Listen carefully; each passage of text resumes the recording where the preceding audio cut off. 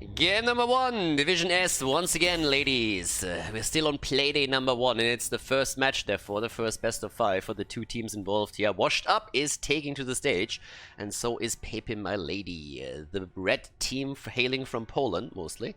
So it should be an interesting one for them. It's the first game that they actually play in Division S, but of course the guys have been around for quite some time. Have done really well also in the qualifiers. Later on today we're actually going to see Kiko Combo, which is the team that absolutely dominated the qualifiers. I mean, absolutely crushed through them. If you watched any of the videos on YouTube, then you already know about that.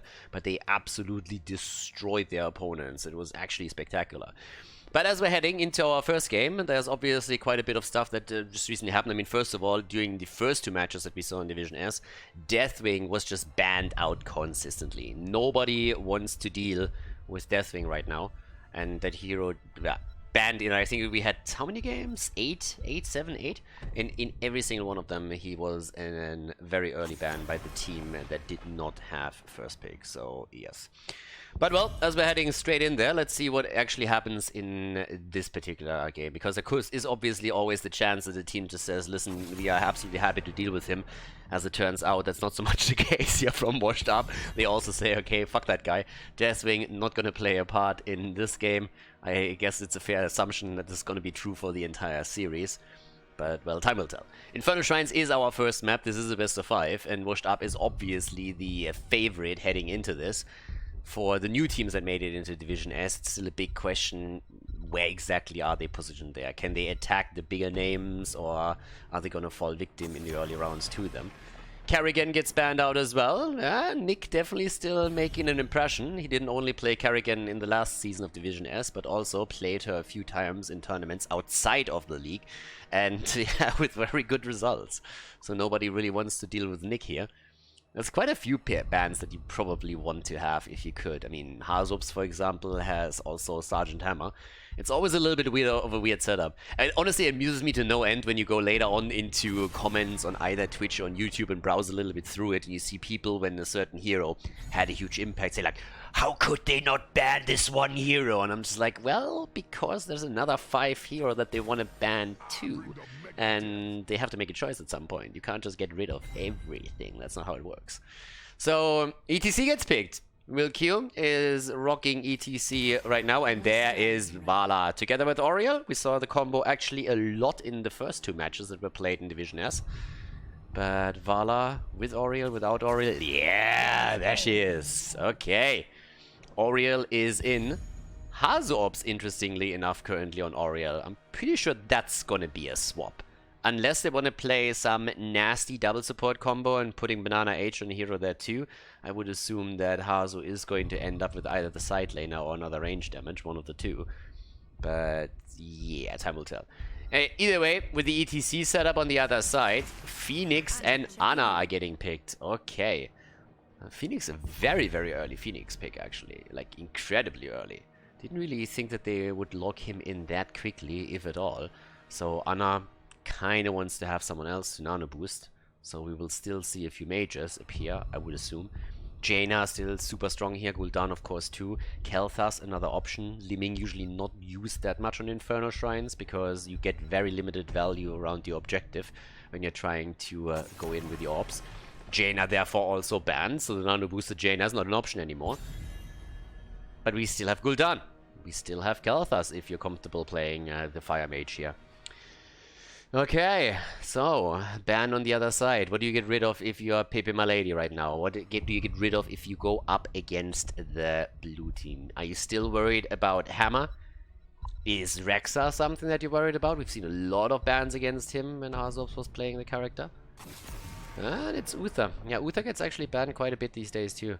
Has been played a bit in a side lane position. It's actually pepeMLady in particular that has played Uther a lot. They played him on Battlefield of Eternity during the qualifiers several times in those. And, well, let's have a bit of a look. Washed Up at this point in time. They still need a front line. They need a front line, they need a side lane, and they need to make a decision if they want to play a second damage dealer or if they want to play a second support with us. And there... it's hammer time! Oh yeah, baby. Here we go. Sergeant Hammer is in and Masquerade on Tyrael. Yeah, we're definitely going to see a bit of a swap. There's just no way that Banana Age is playing Hammer for them right now. Okay. And at that point, pepeMLady has to think, okay, how do we deal with this? They need a mage that can at least keep Hammer at bay a little bit, and that's kind of Gul'dan and, of course, Kalthas to an extent. So, yeah, Gul'dan is in. That's where the Nano Boost is headed to. We have Blaze together with it. And now on the off lane, what else are we going to get from Washed Up? Again, they are the favorite heading into this for good reason. The team has been dominant throughout 2019 together with Lauber's fan club, aka Granite Gaming. Multiple names there too. And here we go. It is Leo. Say hello to your sister for me. Will do, will do. Okay, guys. Game number 1. Leo is in. Menace as usual. Infernal Shrines, our first map in the best of 5 here in Division S. Let's jump in and find out which team takes the lead. Game number 1, Division S. It is the first play day still, and we have Washed Up and pepeMLady in their first map of the best of 5. On the left side, on Infernal Shrines, our first map, Hazorps on Sergeant Hammer. The Germans with the Panzer again. Nick on Vala for even more auto attack value. De Quasar with the German-French connection here on Leoric. Banana H on Oriel, and Masquerade on Tyrael. Over to the right side of the map, the Polish team, pepeMLady with Will Q on ETC, Richu on Blaze, right on Gul'dan, Cesabos on Phoenix, very early Phoenix pick by the way, and Dyla is playing Ana in today's game. Alright, with all the auto attack action, we actually don't see the usual ETC talent on level 1. Nope, instead it's Block Party, trying to play a little bit around all that auto attack action that we'll see during every single fight here. Currently looks like we're going to see a normal multi-shot build from Nick. It's obviously going to add a lot when it comes to the objective itself. A little bit of a wraparound towards the board, top side. This is where Hammer is already getting some serious value against the wall. And the red team needs to react to this, so they need to try and make that rotation happen. Hazorps is obviously paying attention here. And Austin's renewal for De Quasar. Yeah, Mr. Swiffer himself. Trying to keep the map clean and take out the trash occasionally here. Middle of the map, Masquerade on his Tyrael is still dodging around. But, I mean, generally speaking, this is going to be one of those setups where we have Oriel together with Vala for quite a bit of time. So it's a very strong two-man that they have at the bottom of the map.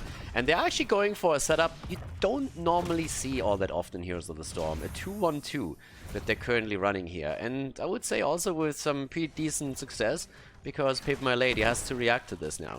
And for the red team, this is obviously one of their first appearances in Division S. They did well in the qualifiers, but now they're up against a very different beast here. But they're starting things off quite well. They're going for Banana H, and that could be a kill.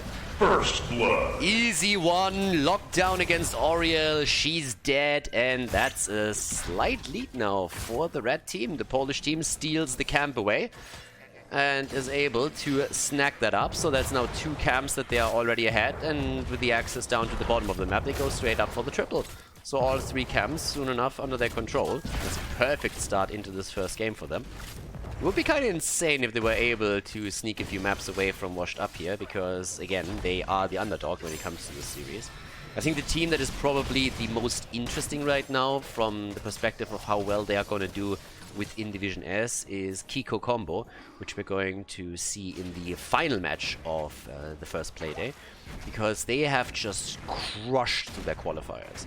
I mean, it was absolutely insane. They played every single grand final, and they pretty much won everything where they even tried. Now another fight at the top, and as the shrine gets activated, the blue team is interested in taking this camp. But massive aggression, and again the lockdown against Banana H, and he's down. Yeah, Banana H eliminated, and the camp gets stolen away too. pepeMLady comes out swinging in game number 1. I mean, damn son. They're not taking any prisoners here. They're just going from camp to camp, heavy invades, full on risk, and it is paying off for them nicely. 2 kills against 0. Gives them a very nice position. They're level ahead at this point, and they also have the early access to the shrine. Of course, we're still early on in the game. There's always a lot of comeback potential here, and you shouldn't overvalue that 1 level lead. but it is a very comfortable position that they're in right now. And level 7 would be fantastic. They need to show that they're able to play this a bit more patient at the top now, while Blaze is still trying to get the experience for them to head into the next talent. Because once they have level 7 talents, they will have a huge lead over Washed Up in that team fight. Nice whip into the corner here as Wilq gets stunned out for a moment. The 7 is nearly there, and you can already see that the blue team is starting to fall back. They currently have Leo still sitting in the middle, starting the rotation towards the bottom as they realize, well, they can't do anything topside. We have level 7 already, so we need to play this safe. Level 7 now also the Warp Warfare taken from Phoenix. Bit of an attempt to go straight in for Anna. Dyla in trouble and goes down. Counter kill. Yeah, ETC wasn't there. Blaze is meeting Leoric's rotation, so even with the level 7 talent, there's a kill against pepeMLady, and all of a sudden the blue team is back to business. Might still be able to take the first Punisher in the game here. 32 against 18 stacks. Another kill as Nick comes in with Vala. Gul'dan is down, and now the full control over objective number 1 by Washed Up. The multi-shot build doing wonders here on the point, and they are going to grab that first Punisher without any big problem whatsoever. Nicely done. So here we go. Of course, now the bait over the wall already getting prepared here from pepeMLady. As you can see, everybody's behind the wall waiting for the Punisher to approach so they can bait him.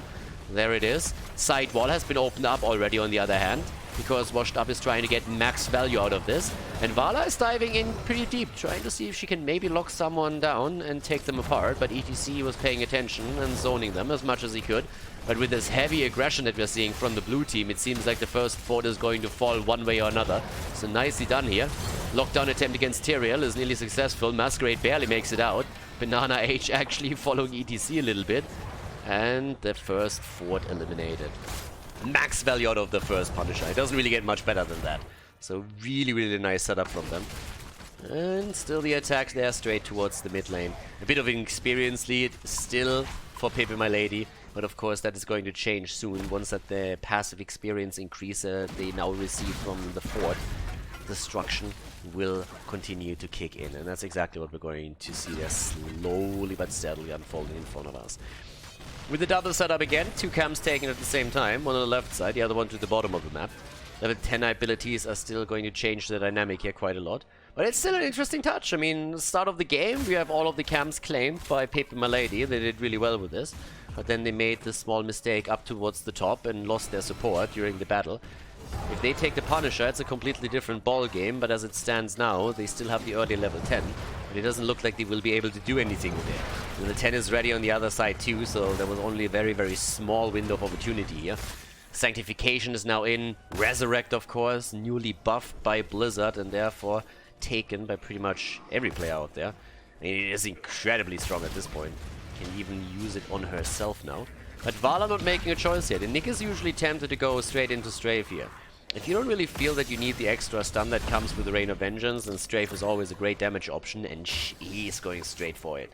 Strafe is being used, and Phoenix is holding back his talent suspiciously long.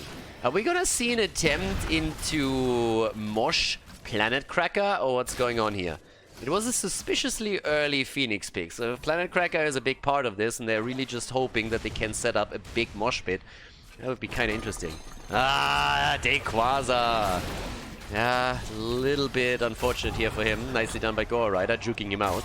So, of course, a very slow, very low cooldown that he has on this one anyways. Super short. Cesar Boss is still sitting tight here. But that missing level 10 makes me very suspicious. It's an interesting one, because there aren't really that many stuns on the other side. You have, of course, the jet propulsion, you have the power slide, and the mosh pit. But there are interrupts available for the team in blue. First of all, Sanctification is fantastic. If there is something like Planet Cracker, you can always use that. Vala doesn't have an interrupt against the mosh pit because she decided to go into Strafe instead. But there's always the Whip of Oriel and then Sergeant Hammer. So 2 heroes that can at least make sure that the mosh pit doesn't get too much value. Vilkyu is already sitting tight. It's gonna be Planet Cracker, isn't it? I mean, it has to be. It has to be Planet Cracker. There's no reason to wait this long if you don't go for the Cracker. Right now, Leo's getting attacked. Oh, and he chicks out! No! Nope. Goes into the Purification salvo. High hopes, but they have been denied. Okay, Phoenix. It wasn't a master plan after all. Now, with level 12 versus level 12, it's 2 kills against 2, and the next fight over the objective. Punisher number 2 is up for grabs, and both teams are assembling all their forces to try and lock that down. 5 versus 5 with Khaldor's magnificent auto attack value here. I mean, honestly, the way that he presses these auto attacks is incredible. Hammer, a very exciting character that Blizzard introduced into Heroes of the Storm. The auto attack value is there. There's the engage though. Nick in trouble, and Nick is down. The mosh pit still catches and resurrected to party. Party hard, baby. But the Gul'dan is there too. They're trying to get the second kill against Vala, but this time the Sanctification is around and the immediate pushback. Auriel getting value through the Resurrect, and without the second follow-up kill against Sergeant Hammer, there's little that can be done by pepeMLady. They lost one of their main damage dealers now on top of that too, so that makes things even worse. With level 13 talents on both sides, they still haven't given up on grabbing the objective, but they're far behind. I mean, you're talking 36 against 20 minion stacks. So that's going to be a Frozen Punisher for Washed Up. Nicely done. I can move straight up through the middle right now. Gloom, of course, on level 13 for Vala at this point. 16 talent choices are still going to be interesting. Frostshot and Manticore are both totally possible here. Traditionally, we would see Manticore here. But if they feel that they need to chase here and poke from a distance, especially on the Shrine, then Frostshot is always viable as well. Another fort is about to be taken down. That's an easy one for them too, especially with the entire wave that they are escorting into this. They are also moving straight down towards the bottom of the map. Actually, not quite. Stealing the camp away instead, which is also well worth it. But there we go. 31,000 damage for Vala, 22,000 only on the other side, as the top damage of Phoenix isn't even close to what Vala can currently put on the board. And they're destroying the next wall here. There's a lot of momentum coming now, and they are starting to crush. Especially since there's only 2 heroes that are defending at this point. We have everyone else up at the top getting the camp, so they're trying to make those shamans start going straight up for that fort, but Leo is already on the way. The janitor is trying to clean this up. Horrify, nice idea, but the attempt shut down. Nick already moved back a little bit, so they couldn't get anything done there. Leo is ghosting down to the bottom of the map, so he's going to be there soon for the fight. Still very, very even in experience. It's the saving grace of pepeMLady that they are still able to maintain experience range and therefore the same level and therefore talent than their opponent. That's really what keeps them in this. It's 3 kills against 3. It's just the structural and the objective pressure that we see from Washed Up, which gives them a big lead. They have taken 2 forts down, but as you can tell, on kills, on par with their opponent. Levels, very similar. Then you look at the minimap. That's a very, very different picture that we're seeing here. The early level 16 should also be fairly good for them. Taking a bit of a look at the experience numbers here too. You can see that Leo and Blaze, of course, as the solo laners, have done a lot of the rotations here. Minion experience is nearly identical. The big difference is really the mercenary experience. This is where the blue team has started to take a lead early on in the game. He was able to do well. Here we go. Nicely done by Leo. Great trap, but the whip does miss. And therefore no stun against ETC. They can't get the kill, but a good approach nonetheless. With the level 16 talents, we also have Giant Killer for Sergeant Hammer. So Khaldor is going to do even more damage now. He's sitting at 20,000. Not quite on the same value as my... Oh, the BMG, baby! Gul'dan. No chance of getting away from this one. There's Manticore also for Vala, so even more auto attack pressure through Hammer, through Vala. Both of them will lock these frontliners down. Easy peasy, as the 16 is finally in on the side of pepeMLady as well.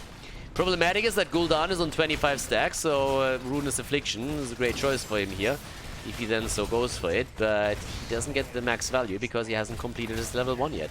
It's a bit of a side attempt to move in. Nicely done. Good job by Masquerade. Juke City, baby. A couple of slows are coming through. Wilq is looking to dance. And yeah, gets not even interrupted. He has to cancel it himself because there's just too much damage against him. Hammer and Vala were still hammering away. And there was just nothing to do for him. Leo is still looking to see if he can maybe move in with another Entomb here. But at the top, the next shrine is activating as well, so they need to make a choice. Gul'dan has not chosen a 16 talent yet. There we go. Took him a bit longer than expected to go for the Ruinous Affliction. And top side, this is where we have the next battle starting up. But as I said, pepeMLady, they got early kills, so maybe on the Shrine now they can take the fight. It's 16 versus 16 talents. It's something that you always have to keep in mind. There is a lot of comeback potential if you're at least on the same talent here as your opponent. If they can lock Leo down, that would of course be the dream. But the Quasar easily can go the way. Yeah, I mean, he has the Royal Focus now, the Ominous Wraith, so there's nothing really that can threaten him in this situation. And here comes the setup. Vala with a strafe from behind. In comes Phoenix. The whip it through the wall against ETC. He was looking for another attempt. Vala on the other hand is down. Vala down. Phoenix still alive, but they go for die line again. It's the BFG that takes him down. This is Ana eliminated. The bunker's on the ground and Nick has been resurrected immediately by Oriel. Yeah, goes in, sacrifices himself, goes for a kill nearly on Oriel. Says, yep, no problem, buddy. I gotcha. Will-Q is down 2, and that's 3 heroes eliminated. They go for the quad kill as Nick is showing no mercy. Yeah, even this setup doesn't work. Nope. Doesn't get the ult through, doesn't connect with anybody, but Tyrell was ready for it either way. Had the Sanctification on the ground even as he just used it. So, solid setup once again. And with now 19 against 17, that's a 2-level lead. And while Leo gets the Punisher, the rest of the team is going straight up for the keep to take that down. They might even have a shot to go for core, considering that they're nearly on level 20 already. More damage against Phoenix, as he's just barely making it out. Ana is now back to business too, but as you can tell, everything here is just getting absolutely crushed. Walls get taken down too, a couple of sprays on the ground. And... oh, Ana! And that's that. Ana dead, no support anymore. That was of course a really unfortunate one for them. With Ana dead, that also means that there's no Nano boost available for Gul'dan anymore. There's level 20 that gives us the Farfly Quiver. The Quasar misses the Entomb. Doesn't hit that, but there's the whip into the wall. And there's another kill with the BFG. There they go. 1 kill after another. 11 against 4 kills on the board. Nick might actually die against the core at some point here. But the game is definitely over. Yes, Nick down. No! Unfortunate for him, that didn't work. But they still win the game. They take the lead in the best of 5. Nicely done by Washed Up as they are victorious on Infernal Shrines map number 1 in the series.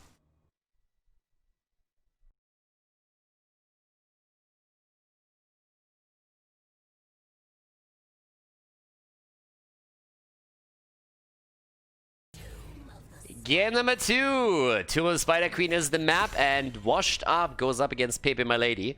Nice Oriel value. I mean, Banana H died twice in the early game, but outside of that, you could see that Nick just went ham. And it's actually interesting. You resurrect on your terms. You go in, you trade heavily with Vala, you play incredibly aggressive.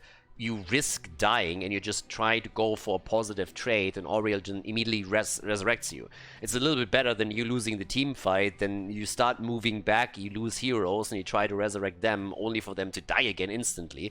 So it's an interesting and very aggressive approach that they took with Oriel there.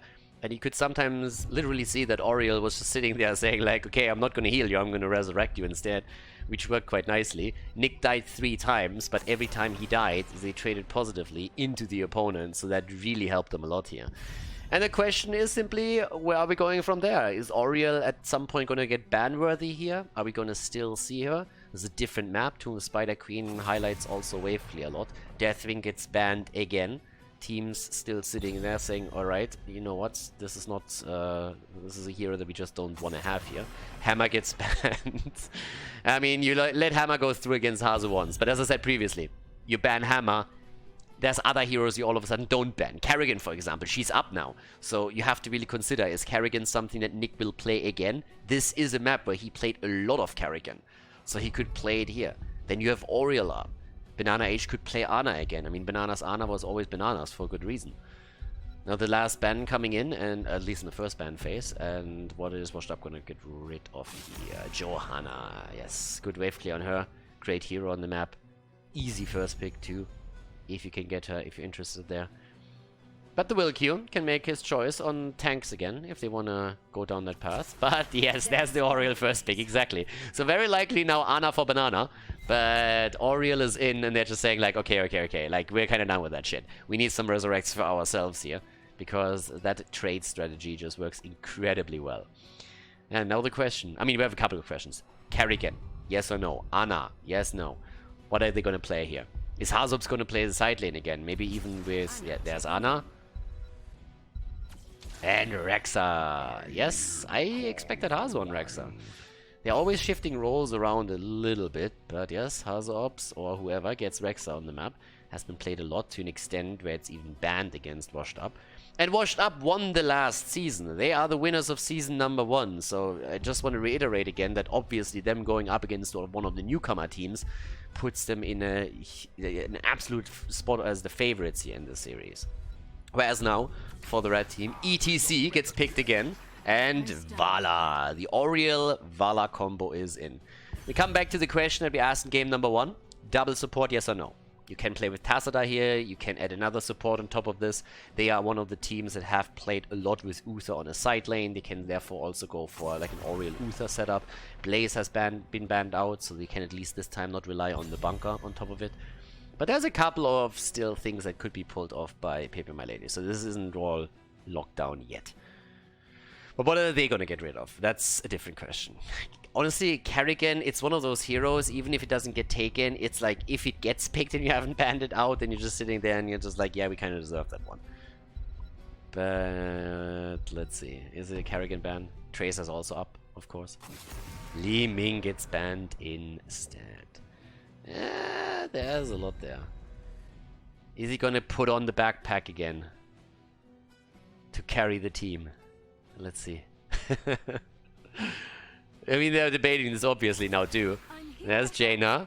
Oh, Nano boosted Jaina already with the stun that comes in. Now just imagining Kerrigan on top of that. Jaina can definitely be the only range damage if they want to play it. It's a matter of preference at this point. Oh, Varian! Okay, we're gonna see a sniper combo, ladies.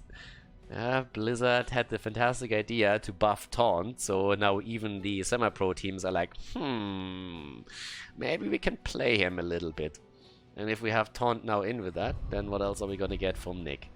I mean, Nick is always a bit the wild card that they have. If they want to go into a Tracer, it's Nick's job. If we want to go Kerrigan, it's him too. There's a lot of stuns that they have, and a nano-boosted Jaina can drop them quickly. Okay, there is Chromie. She's really happy that she finally is getting picked in the game again. I mean, we see her a little bit more often these days.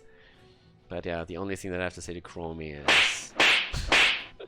slap that sandwich. One of the most annoying heroes to go up against. Anyways, last pick. Let's see. Nick, let's go. Ah, Maiev for him. Okay. I gotta admit that I would have loved to see Kerrigan again here, but Maiev is also kind of nice. We have now Rexa, Maiev, and Varian at that front line. It's an aggressive setup that they're playing.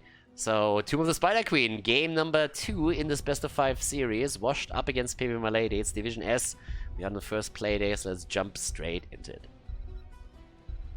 Game number 2, washed up against pepeMLady, and on the left side, Hazops with Jaina, they Quasar on Rexa, Banana on Ana, finally, it was about time.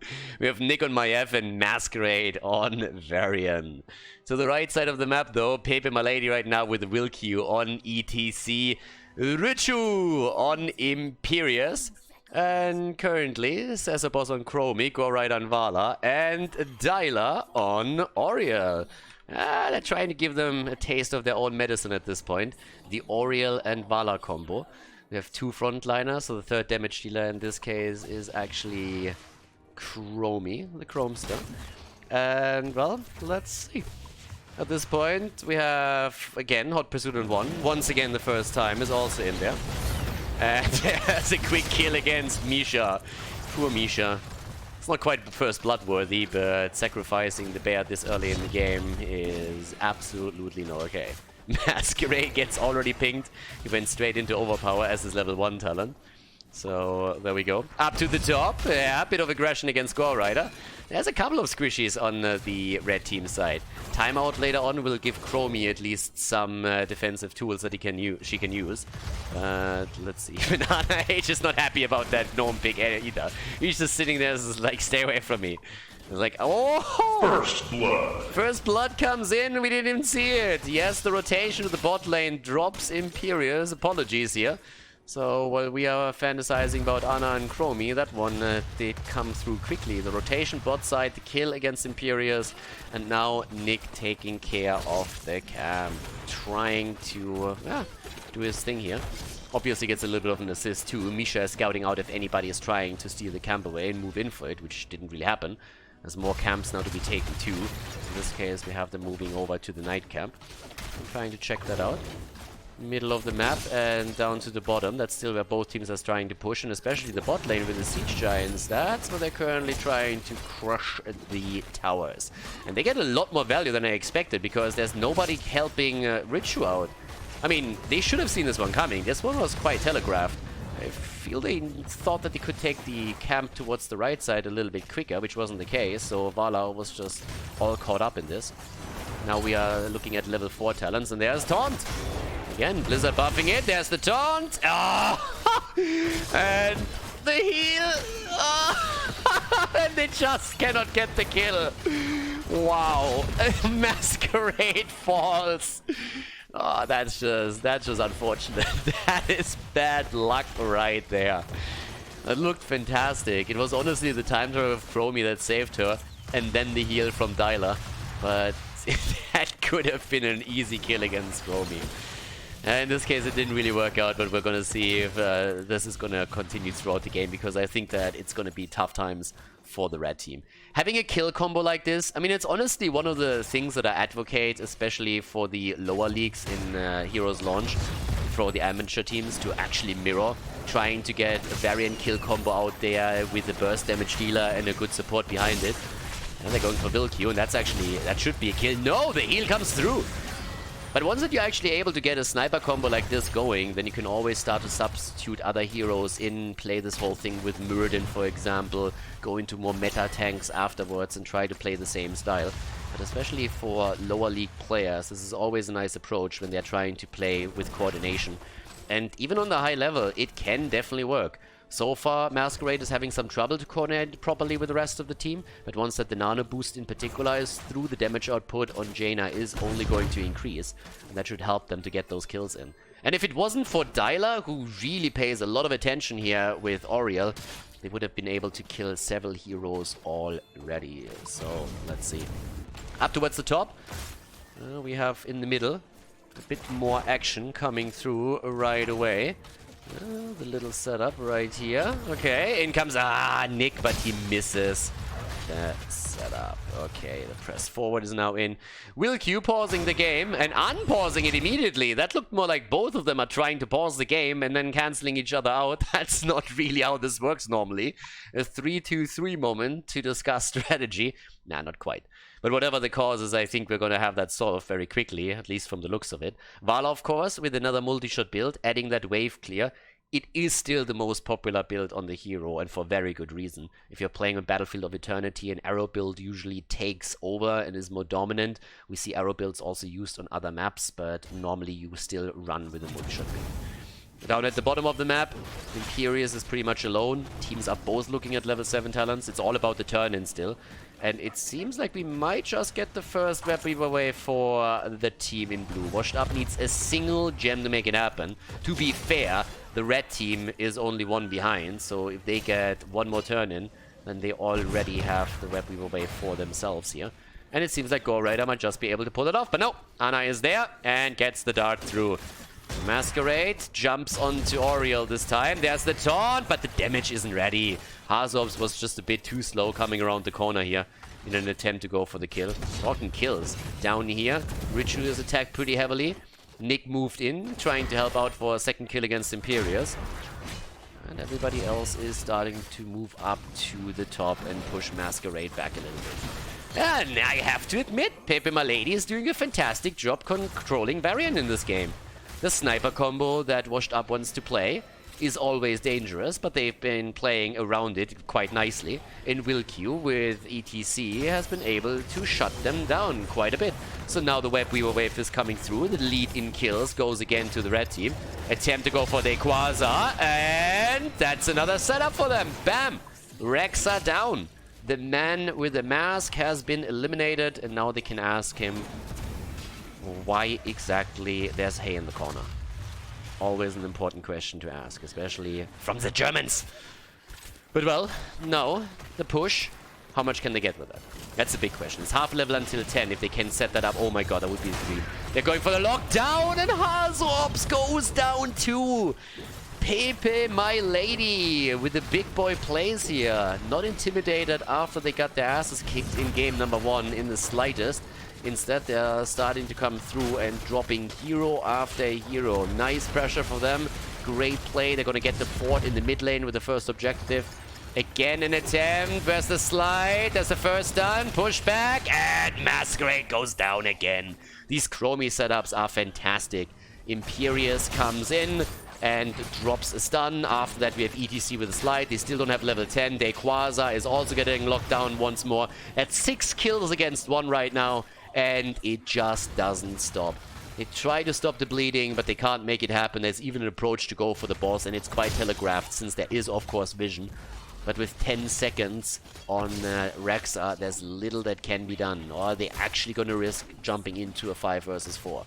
Chromie has the timeout now, so that's also pretty important. And in we go. Boss is low.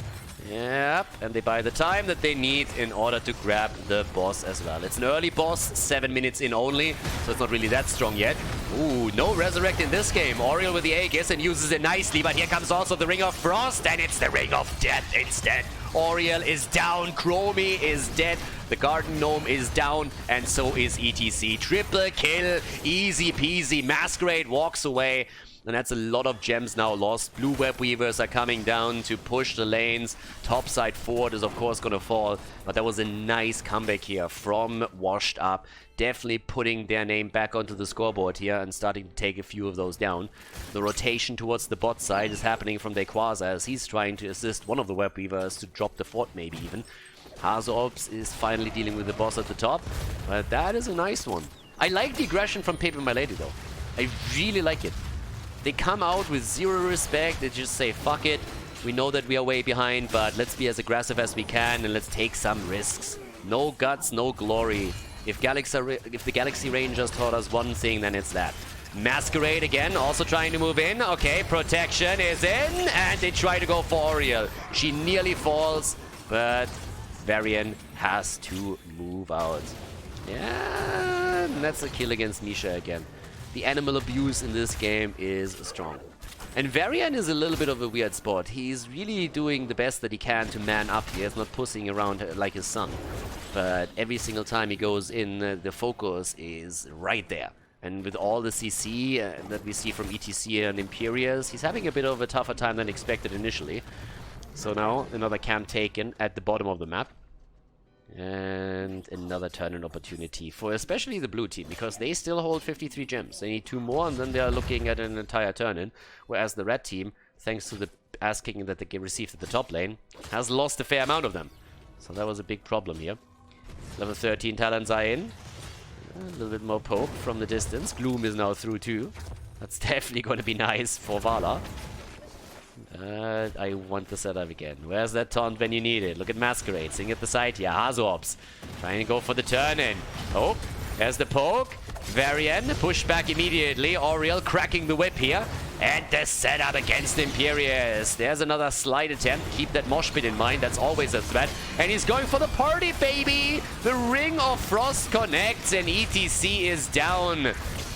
Keep him frosty, baby. There's also the Aegis countering the taunt that we just saw. The kill against Imperius as they're going for the chase. Nearly locking Chromie down too. Masquerade was diving in a little bit deeper to see if he can maybe get onto another hero, which wasn't the case. 7 kills against 7, and which is all over the place here. Another turning could be completed by the blue team now that they have this big advantage. They're trying to burn those waves down a little bit more quickly, but the pings are there. Masquerade is the one who has to deliver the gems. 37,000 for Vala in terms of damage, 23 for Maiev. Nick doing well here. They're assembling in the mid lane. They've only taken down a single fort, the one at the bottom of the map. They still need to do a little bit more if they want to take the game and maybe even a keep here. But the poke is already coming through. Rexa is at the bot lane, should join up with the rest of the team. He's 3 globes shy of completing his level... 13 globes shy. 8! Math on stream. Few globes shy of actually completing the quest on level 4, therefore the extra armor isn't ready yet. Where's the taunt when you need it? Oh, the kill against Vala. Look at the gems. They're trying to recover them. Will Q, is the taunt ready? It's not, and the Ring of Frost isn't there. It fails massively. Yep, that was not really frosty. That was lukewarm at best, but that taunt is just spot on, and that's an easy kill against Oriel. She's eliminated. The fort in the mid lane destroyed. The one at the top is also down. And the pressure at the bottom is threatening keep number 1 in this game. They go in again, and they can go for the taunt. Just a second, they don't even need it to drop Imperious. It's a massacre once more, and it's not looking good for the fort either. They are in trouble, and they know it too. At the beginning, the control against the Varian combo was fantastic, but now that kill comp is just sacrifice. I mean, it's literally just taking kill after kill after kill. So now we have 10 kills against 7, 16 against 5. And topside, Vala defending as much as she can, trying to limit the damage that is being done here. Half a level. Don't chase that. I don't know what Wilkie is doing. I mean, yes, he's ETC and he can slide out, but he needs to be a bit careful, because if that taunt hits him, and then there's a lockdown through Jaina, for example, then they can't afford to lose those gems. Yeah, and boss is up. Boss is up and boss is getting attacked. So they're going straight for it. It's maybe an opportunity to turn in, but Varian is sitting there and saying like, nope, you're not going to turn in on my watch. Nope. And another one. He's trying again. He's not learning his lesson here. Has to interrupt it once again. Boss is by now also taken, and they fall back and try their luck at the bottom. And Varian is immediately like, not happening. Sorry, boys. Oh, mosh pit attempt gets interrupted. Wilkie saw an opportunity. Was shut down quickly. Misha is dead again. Revenge for Misha. Oh, Will Q. Where's that taunt? There it is. And the Ring of Frost. The Self-Aegis helps her, but the rest is getting wrecked. Nick comes in with the tether, and Maiev is murdering. Wrath of the Gears is being used here. There's the mosh pit, but that doesn't help them either. Maiev is down. Will Q. Oh, Azu is trying to set up the final blow, but he cannot connect it. It's a 2-for-1 trade only. 12 kills against 8 though, and top lane heavily pressured. Chromie is trying to take care of the situation. The rest is poking in the middle. They're going for the camp now to push through the mid lane even more heavily. Keep topside is down to half HP. Masquerade is turning in again. They don't have the gems yet for a full-on turn-in, but damn, they're looking good right now. They're looking absolutely fantastic here. Walls are taken down, limiting the vision of pepeMLady. The team has fallen behind quite heavily now. It's a 1.5 level lead on their way to level 20. Big deal, therefore. Storm Talons would make a big difference right now. And the Siege Giants pushing the bot lane are gonna eventually escort those catapults towards the core too. That's not quite over yet. There's still one more fight that could be forced by pepeMLady if they really want it. It's a bit of saving grace here, trying to force that battle, get the turn in. There's 3 gems missing for Washed Up to get another turn in. I honestly don't know what pepeMLady is doing. They can't wait that long. At some point they just have to YOLO it. They have Imperials now back, so they have a 5 on the map, so that's really the moment when you have to make a move. But instead they let their opponent turn in. I don't know why they did that. Because the problem that they have now is that that turn-in is very likely, even if it doesn't take down a keep, even if it doesn't annihilate another keep, very likely by the time that the turn-in is over, we have level 20 in the hands of Washed Up. And that's a huge lead. So I don't really know why pepeMLady did actually not try and force a battle here. I mean, if they lose it, it's over, obviously. But if they win it, they have the ticket back into the game. But as it stands, they're going to be at a disadvantage for a very, very long time here. Even if this push doesn't take the mid keep down, which it definitely should. So that was a little bit of a weird setup. But as it stands, here we go. We have the Piercing Sands now. They move in, level 20 any second now. And that's the problem. There we go. Storm Talons are in, and he goes straight in for the taunt upgrade. Vigilance is there, and they use it right away to drop ETC, and that's the gems gone. That is game, period. Topside keep has fallen, or is about to. We have Oriel destroyed, and they're already on the core with the mid keep being attacked. This is not looking pretty. Vala is trying to escape here somehow. She's also dead. There's just nothing to do anymore. Insane battle. pepeMLady was asking for a little bit of mercy here, went for washed up to give them another chance, and the German team responded immediately. 2-0, no chance for a comeback anymore. They didn't take the earlier fight. Now they get punished. That's game, and washed up takes the 2-0 lead in the best of 5. GG, and well played.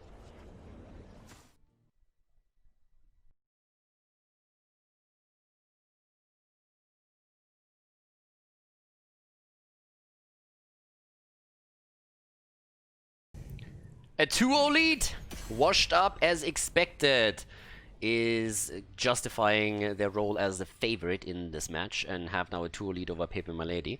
But I still gotta say that the red team has played, especially in the early game, around the variant combo pretty well. I liked it a lot. I feel like on both maps we've seen quite a couple of good approaches from pepeMLady. On the first of all, they are very aggressive. I like that. They are going into these games and not showing too much respect. They're trying to risk a little bit because they're saying, hey, on a normal game, we're most likely going to get stomped. So let's risk it a bit. Let's be aggressive. Let's try to attack the opponent's camp, for example, force a couple of early fights and take it from there. That's a good approach. And so far, it is definitely yielding some dividends for them. It's going to be interesting to see them go up against other teams that are not Lauer's fan club and not washed up, because those two are obviously the top dogs right now. But it will be an interesting fight, I think, for who makes it into the top 4 and who will end up in the bottom 4 of the season. This could actually be a really sick season. And there's a lot of teams that have a lot of potential, and they just need to see, we need to see if they can actually bring that out. But now we have our potentially last map. This is map number 3, Battlefield of Eternity. And Li Ming gets banned out. There's a lot of value, of course, for her. There's a bit of a shift also this time with the first pick, first ban, since pepeMLady decided that they want to actually play this map, so they went for the map choice, which is a bit atypical. There's a ban against Sergeant Hammer, taking that down. And, well, with that said, Li Ming taken apart. So Vala, by the way, is still up. Vala with the arrow build is, of course, a huge asset here. Li Ming, great for the poke from the outside too, which is why she was actually banned out immediately. Oftentimes either a ban or an early pick into her. And let's see. I'm a bit curious to see if we're gonna see a Tracer in this game mode, because Nick is still there. Nick likes this Tracer quite a bit, so we could see a Tracer pick for them. And there's also the option of us. I mean, Hanzo is already banned out, so that's eliminated. When it comes to the damage dealers, it's really Vala that is now on top of the food chain. And especially with the Oriel setup, we could see that too. With that setup, you could, in theory, also see a Zarya composition once again. We've actually had a couple last season, and last year Zarya was pretty popular, and also banned out. Oh, and Vala gets banned. Okay, so mass ban on the damage, and that's an insta-deathwing. First Deathwing that we are seeing in Division S. First Deathwing that we have in the competitive scene, period. And Greymane on the other side. Yeah, someone wants the bullet here, so this will be more than a bit interesting. Deathwing makes it into Division S. I'm a bit surprised that they banned Vala. I mean, again, Vala is insane. With the arrow build on Battlefield of Eternity, she reigns supreme, especially with everyone else that usually does the mortal damage banned out outside of Greymane himself. But now it's gonna get really interesting here. Toranda and Greymane are already in. Okay, there's Chromie for the backline damage now on top of that. And let's see. This is a really interesting one now. How are they gonna deal with Deathwing here? I have to admit that it would be kind of funny that after the hero was now banned out in 10 consecutive games, when he plays the first one, he immediately loses. It would be kind of funny. But yeah, obviously so far banned for a reason. So now we have Chromie and Muradin in. Storm Bolts into burst damage. Also Muradin not on the other side, which means that there is no Muradin Toranda setup for them. So that's another one that's kind of important here. And, well, ban patterns. What are they getting rid of? Ana. No Ana for banana. Non-boosted Chromie is a little bit annoying. And she's already annoying to begin with, so yeah. But it's actually interesting. So Chromie is now paired with a real dragon. So they pair the fake dragon with a real dragon. Just so she can finally know her place. And yeah, Greymane's bullet is going to be highly important for this one. Leo gets banned now too. A lot of the percentage damage is being eliminated here, or has actually been played around a little bit. So that's important. And let's see. With the ban on Leo, they already picked Greymane. What else does pepeMLady have? I mean, let's just face it. If you ban Abala here, you know that there's a high chance that your opponent is going into Deathwing. So far, the hero was banned every single time. First time he doesn't appear in the bans. On the first 4, gets taken. So you have to play around that. Oh my god, Artanis! Oh! Nope. Are you serious? They pick Artanis here. Oh my god. Tyrael and Artanis. Alrighty. Lily on the other side. Yeah, a few more blinds in, of course, too. Someone is ready for adventure. And... okay. There's Imperius on top of that, too. So stuns from Muradin, stuns from Imperius. Last pick is coming in. I cannot believe that they just locked Artanis in, though.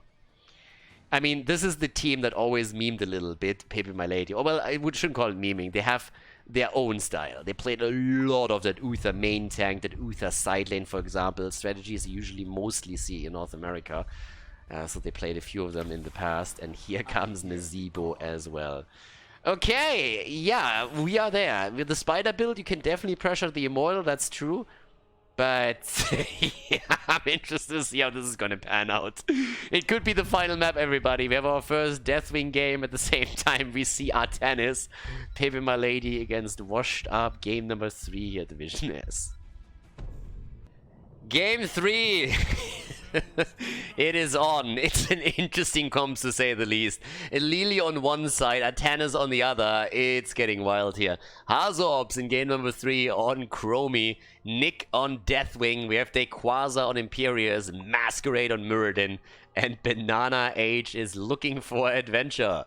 To the right side of the map, the Will Q and Tyrael. Cesabos on Artanis. I still can't believe that they actually went for him. Richu on Nazeebo, Dylan Tyrande, and Gore Rider on Greymane. Honestly, if on that level you go for an Artanis pick, this is pretty much you already yielding the battlefield and just saying, okay, let's meme around slightly. But yeah, there was a lot of damage against the Immortal banned, so maybe their hopes are there because of that. Amateur opponent is in. Yeah, and well, let's see what they can actually pull off. Deathwing is currently sitting at the bottom of the map. Muradin is topside right now. Alright, there's a potential first blood. There we go. First blood. Lily with the kill. Lily gets the easy peasy kill. At the top of the map, we have Muradin solo laning. Oh, and the kill against Nazeebo. Oh, damn. I mean, Nazeebo can, with the spider build, get quite a bit of damage against the Immortal. And as I said before, there were 4 heroes right off the get-go banned that are usually great on this map and oftentimes picked, so a lot of the Immortal damage was gone with that. Deathwing with a Dragon Soul on level 1 here. Immediately, they go for the next setup attempt against the Wilkio, nearly get the kill. Dyla also with Tyrande. And the Tyrande pick, I mean, she has fallen off so heavily. There was, of course, a time where Tyrande was like the insta-pick on Battlefield of Eternity.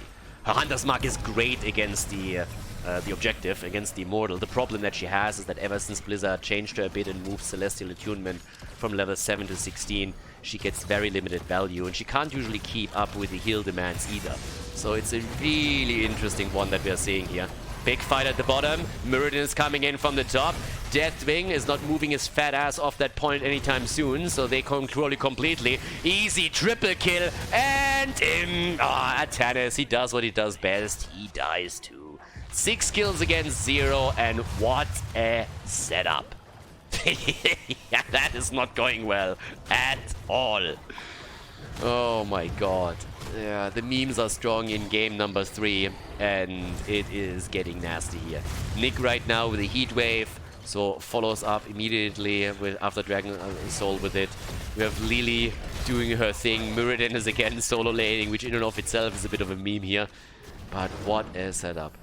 It honestly feels a bit that the red team just said, guys, we need to win objectives. We get Artanis with amateur opponent, which is a bit of a noob trap. I've been going over this over and over and over again in the Division 6 and 7 games. But together with him, they have Greymane for immortal damage, they have Tyrande for the Hunter's Mark, and I guess you can also argue that within the Zebo they have the spiders that they can push on it. But I don't really think that the idea to just simply claim the objective here is gonna be successful for them, especially not in the long run. Yeah, Dyla's already pinging and saying like, boys, I have a bit of a problem. There's a dwarf that is hard on my ass. Masquerade dodges the stun, jumps out, Deathwing comes in, Dragon wants to play too. And they go immediately for Tyrande, and that's another kill. Tyrande down. Chromie gets actually locked off, and there's a second kill. Greymane is dead too. Guys, we're talking about a 2-level lead at this point. Yeah, 2 levels ahead pretty much, and they're just getting kill after kill after kill after kill. It is a bit nasty. The top side is getting pushed. Muradin, Masquerade is just sitting there. Is like, are you guys for real? I'm really the one that has to now solo those lanes and take those down. Another potential kill against Artanis. Yeah, that swap was of course fantastic. Good luck with that. Artanis down, and that's great. Okay, yeah. Again, Artanis, horrible choice. Let's be honest. If you want to go for any kind of solo laner, it's not really Artanis. The hero is one of the worst solo laners you could possibly pick. Problem isn't... I mean, he adds things, of course, to the team composition. The problem is that all the other choices that you could go for in that spot add more. They are just simply better. I really believe that at this point they made the decision to go into Artanis simply because they are hoping to get the objective stolen away with Greymane, amateur opponent, Hunter's Mark, and a Zebo. And that's kind of the only thing that they have going for them a little bit. They have immortal pressure. That's definitely there, but that's all they have, and that's the problem. Nick might go down. Deathwing turns into Deadwing, and that's the end of him. But that also means that we still have Greymane taken down. Nazebo has also fallen, so we're looking at 11 kills against 1. 7 is in. The level 7 talent choice for Deadwing is Skyfall. He's been falling off the skies quite a lot and has successfully helped them to grab immortal number 1. And they're starting to barrel through the top right here. So let's actually check what's gonna happen around this. Ooh, Blood Ritual. Okay. A bit of sustainability that we're seeing for him now. Muradin is going to move in from the side again. A little bit more damage. And Muradin, this time he might have gone a little bit too deep here. He actually is able to walk away from it regardless. Yeah, and the kill against Greymane. He's down. Artanis is trying to battle Deathwing. Good luck with that, my friend. They're obviously far behind in experience. They lost now the top 4 too. Deathwing is currently occupying 2 heroes at the same time. And they're still making their play here. Molten Flame. Burn them with fire. Burn them before they lay eggs. Alright. Another kill attempt. Hazo, on the other hand, gets swapped on the other side of the wall. That's going to be the end of the fake dragon. The real dragon is still going ham. But there's the kill against Imperius, so that's at least 2 kills against them. They opened the wall, though. Banana H is still looking for an adventure, and he found one. Not sure what else to say. That's the 3rd kill. And the red team is getting a little bit closer to this. That's now 12 against 4 kills in total. Muradin is sitting at the bottom of the map and it's just hammering away 1 hit at a time. Mass ping spam against Masquerade. And he's just like, nope, I'm on strike. I'm on strike. Nothing happening here. This is not the tank that you're looking for. Level 7 talent with the Khaldor resistance for Tyrande. Again, Celestial Attunement get moved. One of the reasons why the hero is not really in everybody's focus anymore. The Chrono Surge here at level 7 for Artanis. Damage output right now with 25,000 for Deathwing. Again, there's a reason the hero got banned in pretty much every single game. Level 10 abilities are in. And here comes the setup. Chromie! She can't get the kill. But Deathwing majestically flies across the battlefield to drop Tyrande. Successfully, I might add. So she's down. The Burn Beneath My Shadow taken already, so no Bellowing Roar in this one. And at the same time, the Water Dragon. Yeah, Muradin jumps in. I mean, again, there is a certain meme factor here. Get wrecked! Avatar, does he get the cooldown? Yeah, he gets away. Wow, Chromie. Lily helping him out here and keeping him alive. Now we have another kill against Greymane. They are diving in deep here. Molten Flame in gets cancelled. I mean, they're fighting underneath the 4. This is a full-on fiesta at this point. This is full-on clown fiesta. And no, we're not in North America. Tyrael goes down, looks for the trade value, and timeout. Not gonna happen. At least not here. And Muradin is still in it to win it, baby. The damage comes in from Deathwing, and Nazebo is dead too. 16 kills to 4. Fort. Why would we go for the forts? The bullet is now in. Gary the Gargantuan is there. We have Purifier Beam, a fantastic talent for Artanis. It's a great one. There's nearly no counter to it, outside of moving, of course. So yeah, if you sniff out the secret counter and you start moving, then the talent doesn't really get a lot of value. But Khaldor, it makes it an immediate 5 versus 4 because the hero has to run. That is definitely true when you do it in Wood League, because these guys don't have any mechanics. But if you're talking about this level of play, then yeah. These people know what the stutter step is, so that makes it a little bit less likely to gain any decent value. But they got a kill against Chromie, so it's at least something. There's a double spear though as the Impale comes in. They're still fighting. I mean, this already tells you that this is a bit of a meme game. Normally they would never fight a 5 versus 4, but here they are just saying, let's go for it. And Gore Rider is already in trouble right there. Bam! Down goes the wolf. Tyrael is dead. It's that slaughter. Everything is just dying here. Tyrael is dead. Artanis is on the run. And is it... Nick with a molten flame into nowhere as they go for Artanis, and he's just, I am helping, I am useful. Nope. 20 kills against 5 right now. The setup is glorious, absolutely glorious. Yeah, that's a halftime show. So with 20 kills against 5, it's actually amazing to see that they're only roughly a level ahead. Chromie is also sitting there, is still yelling around. You can see, of course, that the massive amount of experience gain comes from the difference in hero experience. Camp is about to be taken. This time they actually grab it. But there's another attack. Water Dragon! And the swap! The big boy swap against Banana H! And the kill. Purifier Beam, again, kind of useless here. I don't even know why he went for it, because let's face it, that didn't do anything anymore. Hero was pretty much dead already. But over here...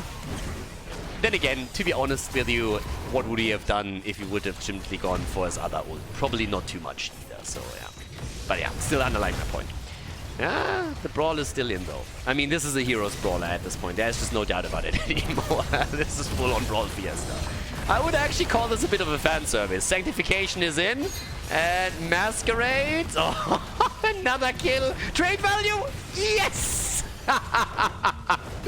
Muradin is down. Chromie against Artanis, and the time trap. Timeout. He actually killed something. Gets wrecked by the Water Dragon probably now, but still. It took the panda to take him down. Deathwing has fallen in the meantime, but damn, that was totally worth it. Artanis takes Chromie down. That's one for the ages. He's gonna write letter home to mama now. I can tell you that much. Yep. Today I was useful. I killed the hero. And I did it on purpose. But then I lost to a little panda. Fire and Fury on level 13. Nick should still rock the charts here with the damage. He does. Imperius is interestingly the one that catches up with him the most here on 45,000 now. But it is brilliant. The 2 forts are down, so well, if you focus just on the situation in the game for a moment, you can obviously tell that the red team is getting played to the wall a bit. But they're still fighting for it. I mean, this might be a bit memey, but at the same time, they haven't lost the game yet. Water Dragon is in. Nazebo, the ice block is there. Nick is a bit low. And yes, Artanis swaps himself successfully into 3 heroes and gets immediately punished for it, or does he? Yep, there we go. Cannon fodder confirmed. Quest is also completed for Muradin, so that confirms that. Imperius is on the run. Quest is like, leave me alone. Deathwing comes in. Muradin comes in from behind too. They're all trapping them in a corner, and that's gonna be a full-on wipe, probably. Oh, they take all of them down, and they steal the camp too. 28 kills to 9. 16 to 13 right now. What a setup. Muradin hops walls, starts to attack towers. Masquerade gets ping spammed again. I can tell you these boys are having fun right now. Washed up, they know that they are heavily ahead here, and they are making the most out of it. They have the level 16 talents with now the Elementium plating for Deathwing in play. Yeah, Immortals are spawning soon. Another swap against Imperius. Trying to get him. In comes also the Water Dragon. And once more the turnaround attempt. There's no level 16 talent on the side of the red team, so they need to be very careful with this. Nick comes through. Where's the bullet when you need it, Greymane? And there he is, the secret counter. Walking away from it. Oh yeah. Don't tell anybody that I told you. It's a secret. Blizzard doesn't want to tell you that. It's a little bit of a conspiracy, but shh. Don't tell anyone. You can walk away from it. Quest is completed for Nas, so that's a 10%. Oh, the Quasar! The bullet and the kill! Nice! Quest is completed for Nazib on level 1, so that means he has 100 stacks. He got the kill. Deathwing comes in again. Starting to burn them to cinder. Actually goes in deep against Dyla. The kill against Tyrell happens in the back line. But there's a quick move against Tyrande. She's down, and Deathwing is just 1 versus 3 at this point. Gets another kill, actually, against Nazeebo. And they're honestly going to get the one against Artanis too, aren't they? They are wiping them completely. 5-man team wipe. And Deathwing absolutely balanced. Blizzard doing an incredible job here at ensuring that the hero is not overpowered. Goes straight into a 1 versus 3 and is dominating. Exactly. Yeah, top side gets pushed. That doesn't really look too great. At the bottom of the map, the keep goes down too. But this is getting a bit bonkers here. Running through the opponent's base to get to the top. Eating a little bit of tower damage, but I mean, who doesn't, right? So there's a bit more damage coming in. Catapults at the bottom of the map. 33 kills against 10. And we're looking at the Immortal on top of that too. So yes, there we go. At this point, you gotta ask yourself, why was Deathwing not banned? And I honestly put it down to pepeMLady just acting a bit as a fan service here for the community. To at least show why Deathwing is banned the entire time. Now we have 61,000 damage for Greymane, who's by the way dead again. He achieved the double digits first. You just want to highlight that. So 10 deaths on him. And Deathwing coming in again. Bringing death and ashes and trying to burn them down with a molten flame here. The swap, Muradin. He can actually hop out, but then decides that it's a bad idea and he would rather stay there. Ah, well, right, a little bit of late hoppity hop. But he still go for fucking Chromie. Yay! Shut up. Oh, the dwarf. Oh god. Yeah, Chromie at this point with the blessing of the bronze. I'm not sure if it's bronze 1, bronze 5, but I guess we'll never know. Down here, yeah! Once again, Deathwing comes through. There's the mad ult value as Nick walks away from it. Tyrael goes down, and the kill against Tyrande. Yeah, Deathwing goes up against Gorhide. They're all going for Deathwing. Deathwing! Down finally, a 1-for-3 trade, since they focus on him so heavily. Tannis is also dead, and it's another team wipe. Team wipe after team wipe after team wipe. But without Deathwing, I don't really think they want to end this right now. Muradin is going towards the top and says like, boys, I got this. We have 50 kills in total in this game so far. Just saying. So, yeah, it's getting out there. Hasu is going at the objective. At least someone has to do it. So yeah, Hasu's on the point. He's showing the German efficiency that we are used from him. Deathwing now on 82,000 damage. 72,000, so also leading in the wave clear. 16 against 20 any moment now, and it is insane.